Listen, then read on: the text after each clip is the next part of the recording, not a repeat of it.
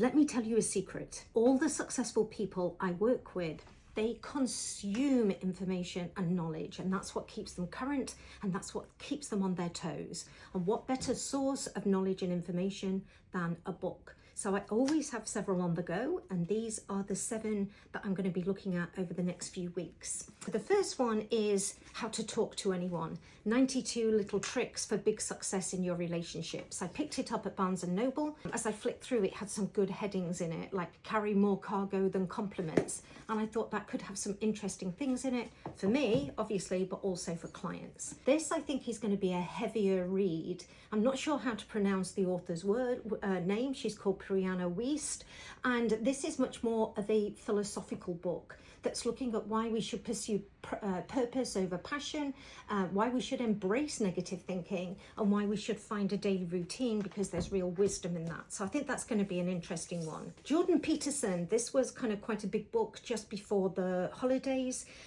This guy, he is a psychologist and a philosopher, I believe, but apparently he's quite brutal and quite brusque in what he says. It's called 12 Rules for Life, an Antidote to Chaos, and I believe that his shtick is, before we criticize the way society's going, we should take a sharp look at ourselves. So in other words, we should change ourselves before we think about changing society. Charles Duhigg, this is his latest. He wrote The Power of Habit, and I loved it. It's called Super Communicators. Don't know what it's about unless the clue is in the title, but I know that I love his writing style, so I'm looking forward to it. Laws of Human Nature. This is another quite chunky book. Not sure if I'll read it all.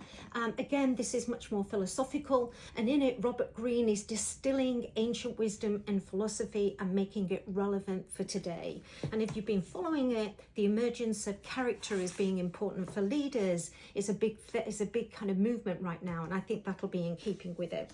Then, of course, how could this not be on my reading list? It's called Let Them by Mel Robbins. I'm very admiring of what Mel Robbins has done and her communication style. I haven't read it, but I feel as if I know what's in it because it's been so well previewed, well reviewed, and it's all over social media. So I'm looking forward to getting the essence of that. And finally, this one, The Anxious Generation. It's a New York Times bestseller.